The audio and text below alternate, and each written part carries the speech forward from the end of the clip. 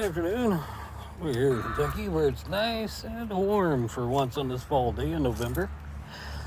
Alright, well, as many people like to do, they put cowl hoods on a S10. Of course, they've got various types.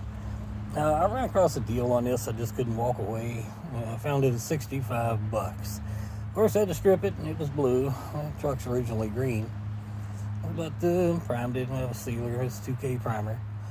But anyway, back to the hood. We're looking at we got the window washers, right? And of course, I mean, these hoods come set up as you can put them back like factory, what have you. But these are your window washers. Problem you run into on these cowl hoods is they're 2 inches taller. So often the hose is too short, and it's not wide enough to go across the hood. So what I did is went out and bought a new line or new hose. It was only a couple of bucks. Ran it to the squirters and then ran it to the original line and hooked it back up. And of course, you run into a problem with the hood light. Now, a lot of people just don't even bother with either one, but me, I like mine to be done right. There's a difference. So I went to a junkyard and just happened to run across one with a hood light, and I cut me a nice section of the wiring out and just spliced it back in. And then the factory connector and all. Now this is a soldered connector, along with I covered it with the heat shrink tape. That way it's done right. Don't have to worry about it getting water in it or causing problems in the future. And I'll just shove it all right back in its factory spot. And yeah, I mean, it just kind of lays there. So took care of all that, wasn't a problem. It only cost you a couple of bucks to do it right.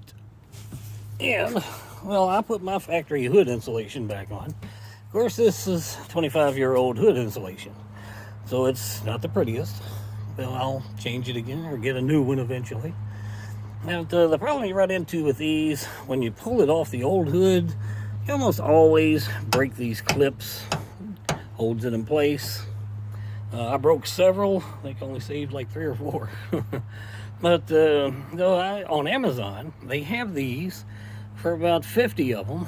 It was under $10. I don't remember the exact number, but it was worth every penny, because this also keeps the hood or the heat off the hood, helps prevent water from getting down in the engine compartment from the holes under the hood. Now some people just fill them in or bondo them to death, or put a patch panel or something like that over them. But I can honestly say that my truck seems to run cooler with this hood and having those holes back there. It stays somewhere usually around 200 degrees, and that's running the air, sitting in the traffic forever. And so I can't complain. You know, it's been a pretty good little car or truck for having a little 2.2. It's not the meanest in the world, but it runs okay with 410 gears and a few other, a Transgo shift kit. And of course the vet servo, the 0.500 boost valve. And that's for a later video. We'll get into some details on how to do all this stuff. But, you know, this is something you need to actually do when you get one of these cowl hoods, if you want to keep your window washers and your hood light. And of course, all this factory stuff just bolts right back up the way it was. No big deal. And, I mean, for what I got it for, and what spending $10-15 on it, no big deal. All right, thanks. Have a great afternoon. Hope your day's as nice and warm as mine. Thank you.